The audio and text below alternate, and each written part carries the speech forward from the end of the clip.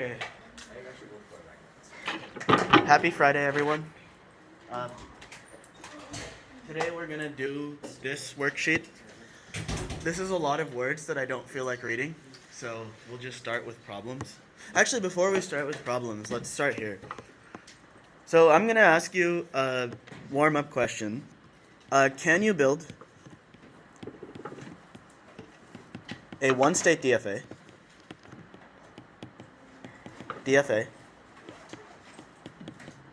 that accepts the language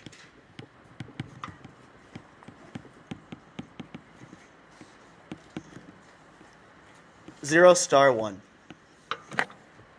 So spend a minute or two trying to build this DFA.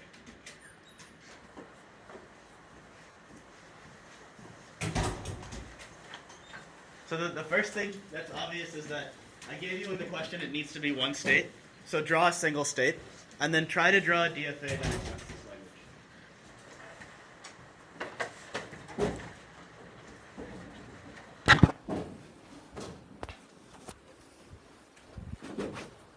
language. Yeah, everyone who came in late, sit your asses down. No, I'm kidding.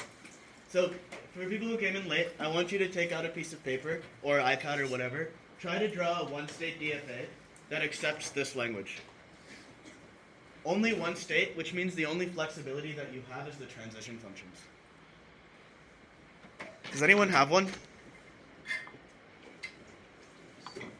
If someone has one, I'll be like, if I could give you the Nobel Prize, I would. But like, so it's not possible. Okay. The point is like, if I make this my start state, and I make this 0*, like what do I do with ones? I need to know that if the string ends in 1, I accept. I need to count that I have a single 1, right? And in order to count that I have a single 1, I need at least a second state.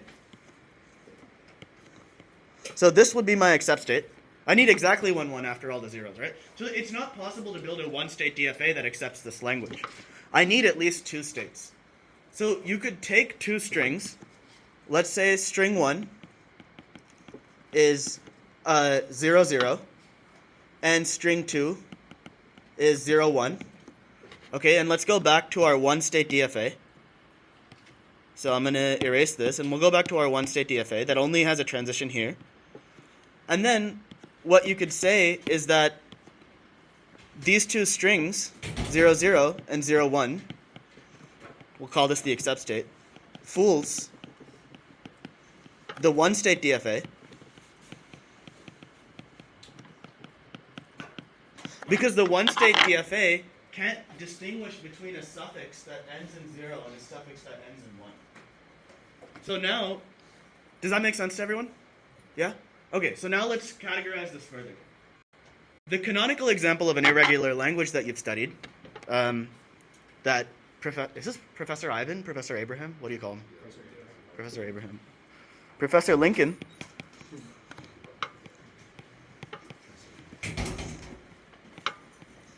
Everyone knows this is irregular, right? Yeah? Good? No? He didn't teach it? Whatever. Okay, it's irregular. You can convince yourself by trying to draw a bunch of states. So if I want to build a DFA, or let's say even say an NFA that accepts this, it's hard to say, like, I have 0 on repeat, I take an epsilon transition, and then, I don't know, I take 1 on repeat, right? And then I have a start state here, and I say that this is my accept state. Well, the issue with that machine is that, for example, 0, 0, 1 is accepted because I can take the transition twice, and that's in the language, and I don't want it to be in the language, right? Because I want the number of zeros and ones to be equivalent. So it's very hard to build a machine, you cannot build a DFA that accepts this language because the language is irregular. Why? Because intuitively the way that you can think about this is DFAs are, deterministic finite automata. If you wanted to count the number of states n and n, you would need an infinite amount of memory or an infinite amount of states. And you argue that, hey, because I need an infinite amount of states to recognize this language is not regular. Because I need an infinite amount of states, I cannot build a deterministic finite automata or a non-deterministic finite automata. And because I can't build an NFA or a DFA, this language is irregular. So that's the intuition. So how do you go about proving this? So we introduced the concept of fooling sets. So if you go back to the one-state DFA example, I said that this set of strings fools the one-state DFA.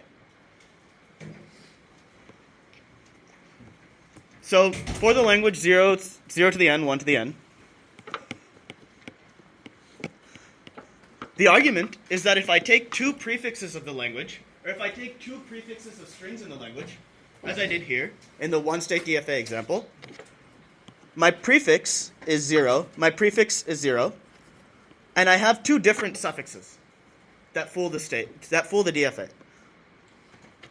So if I take the prefix 0 to the I, and I take the prefix 0 to the j, where j is strictly not equal to I, and I define my fooling set f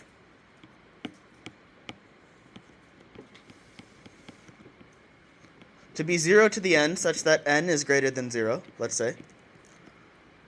So first of all, do we agree that these two prefixes are in my fooling set? I've just chosen two arbitrary i's and j's. If I put the string 1 to the I here, and if I put the string 1 to the I here, this first string ends up in the language LA, and this second string does not end up in the language LA, sorry.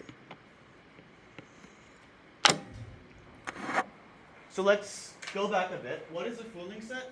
A fooling set is an infinite set of prefixes of the language LA. So there are an infinite number of prefixes here, and I've taken the prefix 0 to the n. I've said, if I take 0 to the I and 1 to the I, then my string is in the language. There's an infinite number of prefixes, possible i's, and there's an infinite number of suffixes, 1 to the I, and those are in the language. If I take the same prefix, there's an infinite number of 0 to the j, and I take the same suffix 1 to the I, this is not in the language.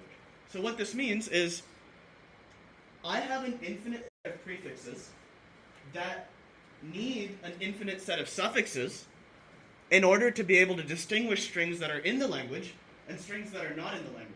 So I have an infinite set of prefixes that need an infinite set of suffixes to distinguish strings that are in the language and not in the language.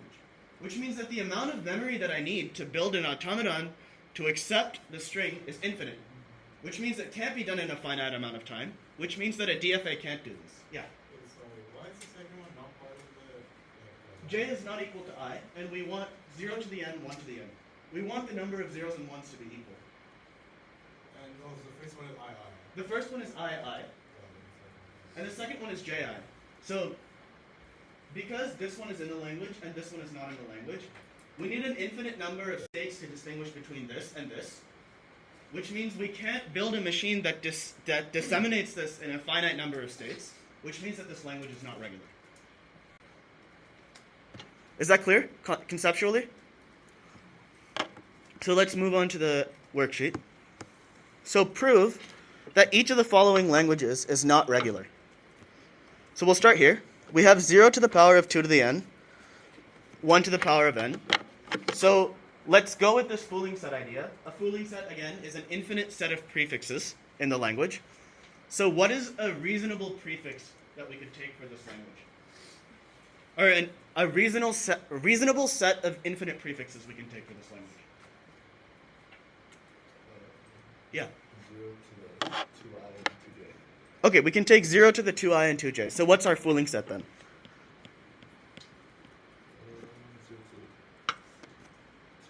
0 to the 2n for n, let's say, greater than or equal to 0.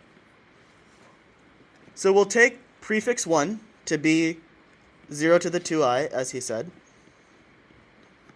And then prefix 2 to be 0 to the 2j. Okay. So we'll call this prefix x.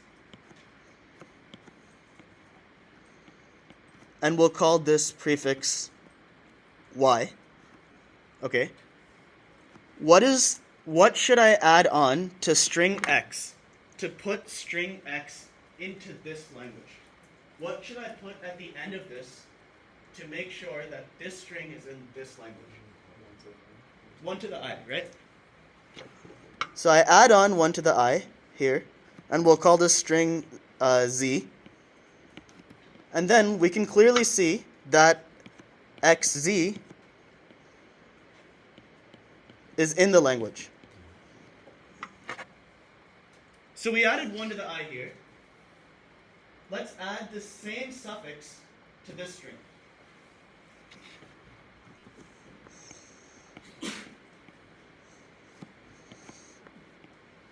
So this is the same z. And now we have the string yz. Is the string yz in the language? Assuming I is not equal to j. No, so yz is not in the language.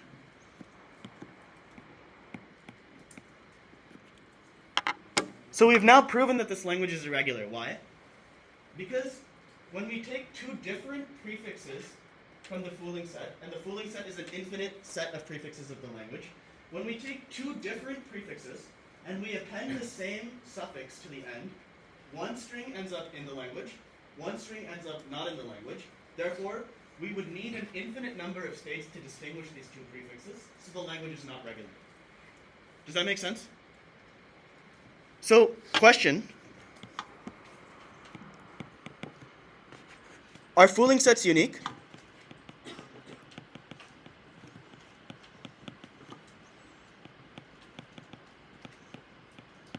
So, if I want to prove that a language is irregular, for example, language 1,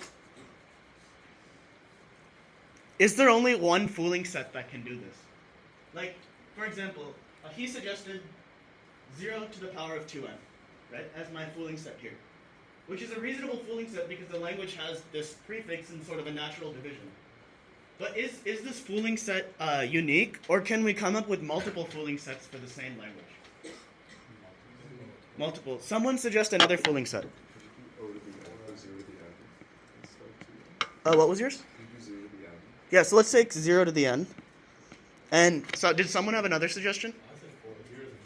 0 to the 4n. Okay, we'll try those. So we'll try this first, and we'll try 0 to the 4n. So if we take 0 to the n, we take one prefix to be 0 to the I, and we take another prefix to be 0 to the j. Okay, and then we called this string x, we call this string y.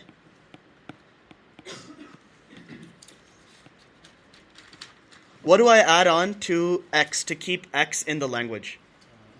1 to the I over 2. 1 to the I over 2, right? So what if... Or 0 to the I. So you said let's add on 1 to the I over 2, right? I is not divisible. I may not be divisible by 2 because my fooling set, strictly defined, is any integer greater than or equal to 0, right? So what else could we add on? 0 to the I and then 1 to the I. Yeah, so if we add on 0 to the I here and 1 to the I here, what do we get? We get 0 to the 2I, 1 to the I.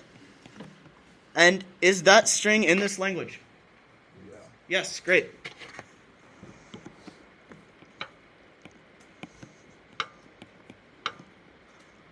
Now if I add the same suffix on here, 0 to the I, 1 to the I, so this is the same z, I get the string 0 to the I plus j, 1 to the I. Is that in the language? No. So now we've proven that the language is regular. I want to move on to the next question, so we'll not consider that. But questions about problem 1? Yeah. So to prove it's not regular, do you have to find two different kinds of fooling sets and show that they both? No. I just did this as an example. I was trying to say that you have flexibility in choosing your fooling set. You pick one fooling set, you pick two different prefixes. You show that when you append the same suffix to prefix 1 and prefix 2, one of the strings ends up in the language and one of them is not. Does that make sense? Yeah. So like the prefixes that you choose, they have to come from the fooling set, right? Yeah, they have to be a part of the fooling set, right? So the fooling set in and of itself is an infinite set of prefixes. Yeah. The two prefixes you choose have to be distinguishable? Or? Yeah, they have to be different. So I and J are not the same. So they're completely different prefixes. Yeah. Any other questions? Is anyone super confused right now? Okay, good. So this was problem 1. Let's look at problem 2. Now, we have this language that we think is irregular. Whenever you see an irregular language, first try to think about intuitively why it may be irregular. So I want all of the strings such that m is not equal to 2n. So if m is not equal to 2n, then I need to count m, and then I need to count n, and then I need to compare them. But when you count, you can have an infinitely large number of states, and if you have an infinitely large number of states, it's not going to be regular. So that's kind of the intuition. What should I take as my fooling set here? I'm realizing now that this is formatted as a Roman numeral, and this isn't. Okay. What should I take as a fooling set for number 2?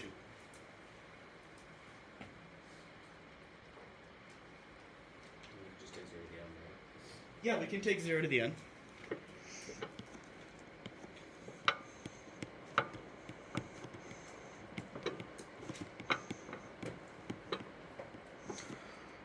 Okay, so 0 to the n is our fooling set. So what are our two prefixes? Somebody shout out 2 different prefixes in this language. Great. 0 to the I, 0 to the j. So we want m is not equal to 2n. So if m is not equal to 2n, if we want to generate a string in the language, this is x, this is y, we want to generate a string in this language, and m is not equal to 2n, this is our m, then we want to add anything but 2n to the end, right? Wait, sorry, m is not equal to 2n. So actually we have this reversed. This will work as a fooling set.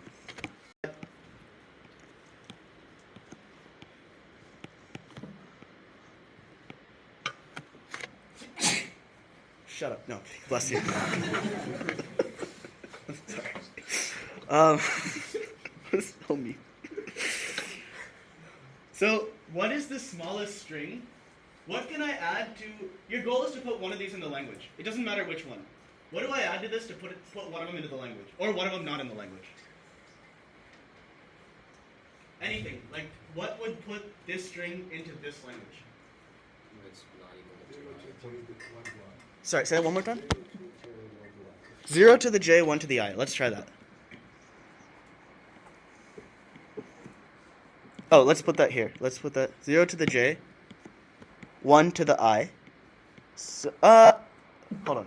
Yeah, okay, let's take this. So this is going to be our z. So this string is now equal to 0 to the 2i. No, sorry. Yeah, 0 to the 2j, 1 to the I. Okay, and then now, we want only strings where m is not equal to 2n, and then we see that this number is double of this number. No, actually, hold on. Yeah. No, this isn't right. We can't take this briefly. They would both have to be j. They would both have to be j, or else they're both I. They would, yeah. So let's take this to be j. So this string is now 0 to the 2j, 1 to the 2j. Thank you. And we have this number to be exactly double of this number, which is not allowed by our language. So this string is not in the language. Does that make sense? Okay, great. If I take the same suffix here, 0 to the j, 1 to the j. Now we have 0 to the I plus j. 1 to the I, or 1 to the j. And if I and j are different, there is no way this can be 2j. Because if I and j were the same, that's the only way this could be 2j. But since I and j are different, this can't be 2j, which means that the string is in the language. So now we have one string that's in the language, one string that's not in the language, so the language is irregular. Questions?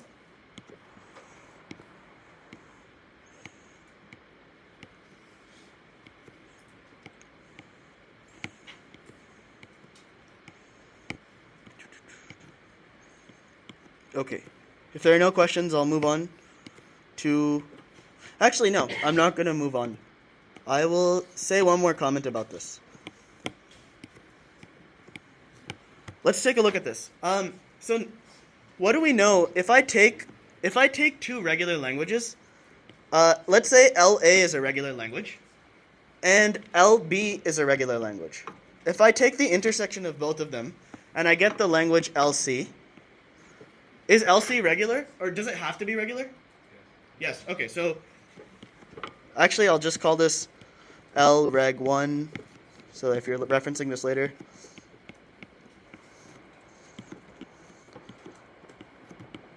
LC must be regular.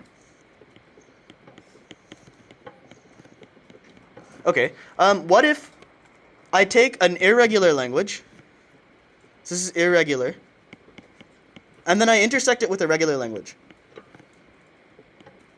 Is the resulting language regular or irregular? Who thinks irregular? Does anyone think regular? Okay. So, what if my regular language is the empty set? So now, no matter what I take the intersection with, let's pick any irregular language, 0 to the n, 1 to the n, and I take the intersection with the empty set, I get the empty set. And then the empty set is a regular language, right? Because this is just like, what? Or you could even just say like, can someone write the regular expression for L? What is it? You just write nothing, right? Yeah, okay. That would be funny. Question 1 on the exam, right? Write a regular expression for this language, and then there's just a blank line. So you can. So now we see that we take an irregular language and intersect it with an irregular language, and we get a regular language. So that's weird. Let's take another example. We know that 0 to the n, 1 to the n is irregular. We also know that 1 to the n, 0 to the n is irregular, right? By the same kind of symmetric logic. And then once again, we get the empty set, which is a regular language. So that doesn't make too much sense. So now we get a regular language. What if we take 0 to the n, 1 to the n, which is an irregular language, and then intersect it with itself? Now we get an irregular language. Right? So when you take the intersection of a regular language and an irregular language, you can either get a regular or irregular language. So that's a bit weird. But here's what we do know. So we have all of this, and as a student, you're like, what the actual fuck? So what if I take a regular language, and I intersect it with some mystery language? And then the output is an irregular language.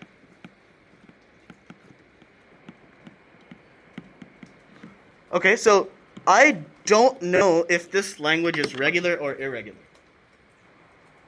I know this. If I take a regular language and intersect it with a regular language, I always get a regular language. Agreed? I take a regular language, and I intersect it with a mystery language, and I get an irregular language as the output. What does that tell me about the mystery language? It has to be irregular, right? If I take a regular language and intersect it with an irregular language, and the output ends up being an irregular language, then I know that the mystery language is irregular. But I can't say that because I took a regular language and an irregular language, let me be very careful in the phrasing. The intersection of a regular and an irregular language is not always a regular language, not always an irregular language, or not always a regular language. However, if I take the intersection of a regular language and an unknown language, and the output is irregular, the only way that this output can be irregular, if this is regular, is if L mystery is irregular. Does that make sense? So, I just want to bring that up because sometimes that can help you prove things pretty quickly.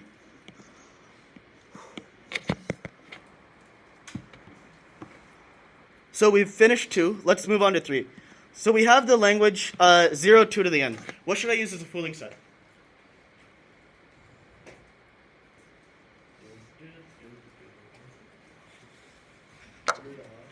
0 to the I, let's try that.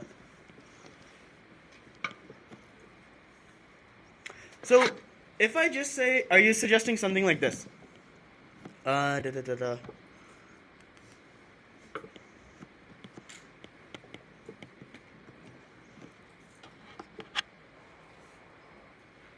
So, what do I need? Let's say I take some 0 to the I. How do I know what to add on to I to make sure that when I concatenate my suffix with the chosen prefix, the resulting number is a power of 2? Right? So what we want is, let's say we take this as a prefix. Let's say we take, and let's just, for distinguishability, let's make this n. So one student suggested this. Okay, so I take 0 to the I, and I need to add on some suffix z to get this to be like 0 times 0 to the power of 2 to the power of I, right? So what do I add on to do this? What suffix can I add on? Yeah. 0 to the I minus I. 0 to the 2 to the I minus I. Yes, okay.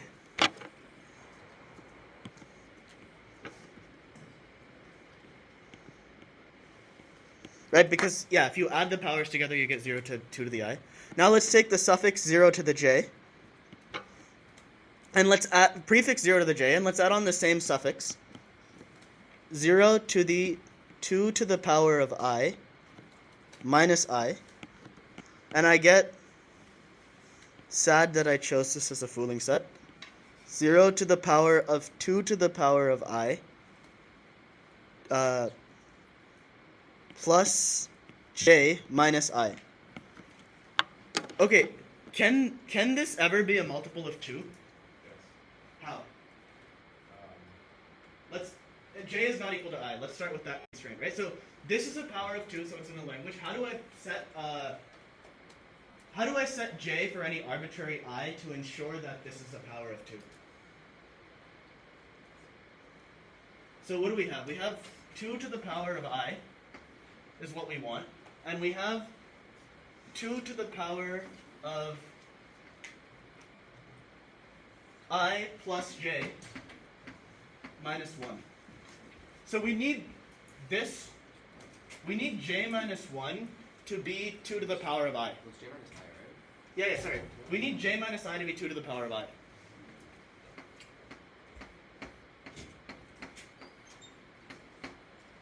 So then I take log base 2 of this, and I take log base 2 of this, I solve for some I. It's complicated. Yeah. How are you allowed to do that anyways? Because you can't technically take a string to the negative power or something. When am I taking to the negative power? Like, Well, if you the can j is technically... smaller than I. Yeah. Oh, that's also very true. Yeah. Yeah, I don't think I can take a string to the negative power. Great. So that saved me this shit show. What I was going for here was that it's really hard to justify that this can never be a power of 2 without using some like fucked up math. So let's not use this as a fooling set. So we tried it, but it doesn't seem to work too well because 1, a student pointed out that we can't have negative powers, and then 2, it's really hard to justify that the second string that we choose as here, 2 to the I minus I, when you sum those two things together, can never be a power of 2. So let's pick another fooling set. So what do you think we could try as another option for this language?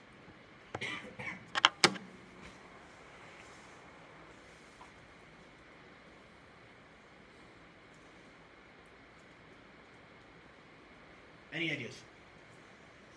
Yeah.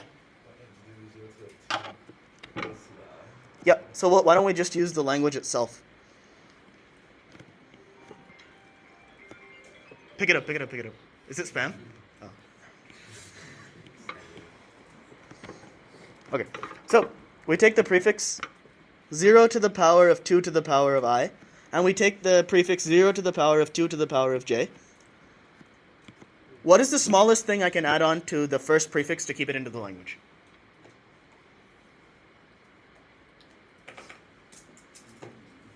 So I want to add something on here. I could add on the empty set. Okay. No. But I want to add something on that keeps the first string in the language and the second string not in the language. Yeah. You do like 1 to the I minus, like 2 of them, 1 to the I, and 1 to the negative I. Well, we don't want to use negative powers. Just add 0 to the I. Yeah, I can just add 0 to the 2 to the I again, right? So, Because it is next power of 2. right, it becomes the next power of 2, exactly. So this is my x, this is z. And then, It's not equal to I. So it's not power of 2. so we take 0 to the power of 2 to the power of I. And then we get 0 to the power of 2 to the power of I plus 2 to the power of I. And then if you remember, like, high school math, if you graduated high school, you get 0 to the power of, well, clearly I didn't because I'm struggling.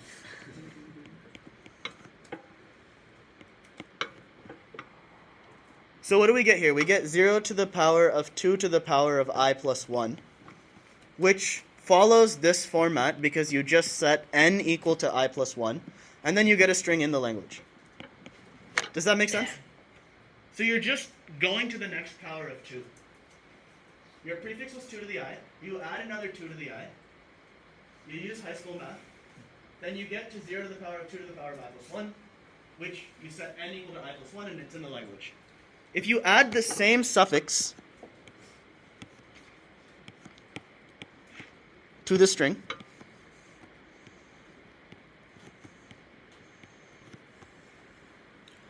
so 0 to the power of 2j plus 0 to the power of 2i.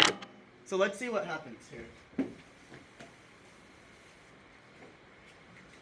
Essentially, what is this language? This language is every run of zeros such that the number of zeros that I have is a power of 2. So I have no zeros, 2 zeros, 4 zeros, 8 zeros, 16 zeros.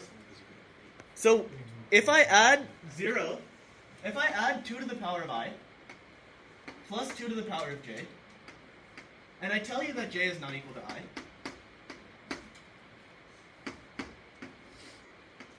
can I get some m such that this is an integer? Is it possible to get this? I tell you that I is not equal to j.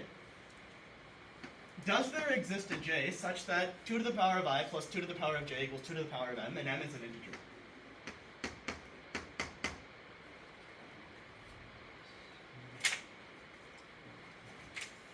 So let's try it out. 2 to the power of 0.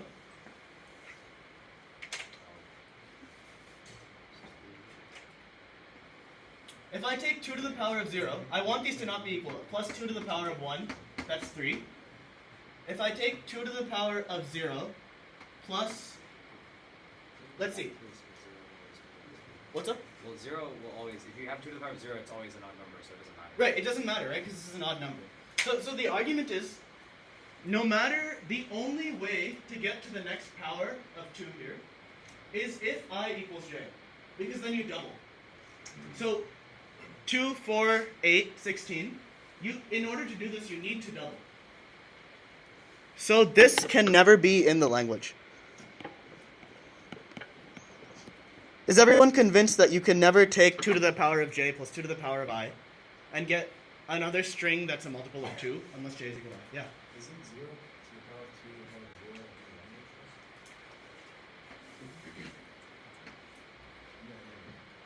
It's 0, just 1 0. Yeah, okay. Did I say 0 before? I don't know, something I mentioned you can't have like a 0. Oh yeah, you're right. So sorry, multiple of 2 number of zeros, but starting from 1. But that doesn't change this argument because I is not equal to 0. So what this boils down to is if you have 2 to the power of a, the smallest thing that you can add on to make it a multiple of 2 is 2 to the power of a. If you try to add on anything but 2 to the power of a, you're not going to get a multiple of 2. Okay, let's move on. Are there questions about this? Yeah. Like, how would we like explain that in the problem? Because I'm still kind of confused. I kind of get what you're saying. It's also So do you want a rigorous mathematical explanation, right? Is kind of what you're asking for. How would we explain it in a problem? yeah, we can kind of like explain it to us. Yeah, okay, so here's how I would articulate it. I would say we pick the language itself to be the fooling set. We pick two different prefixes, 0 to the power of 2 to the power of I and 0 to the power of 2 to the power of j. The only way to create an additional string that is in the language is to add on 0 to the power of 2 to the power of I. Because you skip to the next power of 2. So you get 0 to the power of 2 to the power of I plus 0 to the power of 2 to the power of I, which is 0 to the power of 2 to the I plus 1. And you just set I plus 1 equal to n. If you add the same suffix, 0 to the power of 2 to the power of I, to the prefix 0 to the power of 2 to the power of j, you get 0 to the power of 2 to the power of, what? Yeah, you can't do anything. 0 to the power of 2 to the power of I plus 0 to the power of 2 to the power of j. Then you say 2 to the power of I plus 2 to the power of j cannot be a multiple of 2 unless I is equal to j. Therefore, the second string is not in the language. Does that make sense? Okay.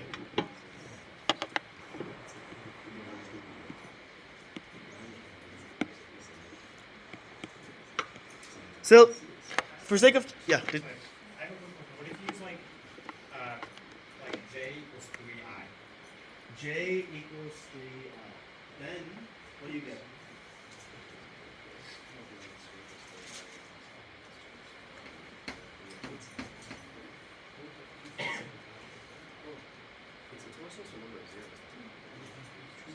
Let's see. So what happens when you try to add these together? You get 2 to the power of I times 2 to the power... Good point. No, you add these two things together, right? So is this equal to... Will this give you a, what is it, power of 2? It won't, right? Set 1. You get 1 plus 8... 2 plus 8 is 10. So I don't think this works. Okay. So... Now let's look at number 4. Strings over the alphabet 0 to the 0, 1, where the number of zeros is exactly twice the number of ones. So we want the count of the number of zeros to be exactly twice the count of the number of ones. So what happens, let's forget the fooling set on this one. Let's use closure properties. So I take the language where the number of zeros is exactly twice the number of ones, and I intersect it with the known regular language, 0 star, 1 star. What is the resulting language? 0, 2, and 1 to the Right. So if I call this language LA, the number of zeros is exactly twice the number of ones. So for example, strings in this language include 0011, 1010. Sorry, the number of zeros is exactly twice the number of ones. Right? 000011. This is an irregular language. If I take this language LA and I intersect it with 0 star, 1 star, where the number of zeros is exactly twice the number of ones, I get 0 to the power of 2 to the power of n, 1 to the power of n, such that n is, let's say, greater than or equal to 0. And wait a minute. This is exactly the same language that we got in number 1, which we already proved was irregular. So just to reiterate, we have a language that we think is irregular, where the number of zeros is twice the number of ones. We take that language and intersect it with 0 star, 1 star, a known regular language. So we take our mystery language, intersect it with a known regular language, and the output of that is an irregular language, which means that the language itself is irregular. Questions? Yeah. What if we didn't do this problem? Would we have to do the- Well, then you could find the same fooling set, right? This could be a fooling set for your language. You could use the exact same fooling set. Like, the argument would still hold. You could just write this. Because this is a valid fooling set for the language. Yeah, this is something that- what's the closing property? The closure property says that, remember when I was talking about this earlier? The closure property says that if you intersect two regular languages, the output is a regular language. So if you take a regular language and intersect it with some mystery language, and the output is an irregular language, then that mystery language has to be irregular. In this case, we took a regular language here and intersected it with some mystery LA language, and the output was an irregular language, which means that LA had to be irregular. Make sense? Questions? Okay. We're doing on time. Let's do a hard problem that'll confuse a lot of you. Well, may not.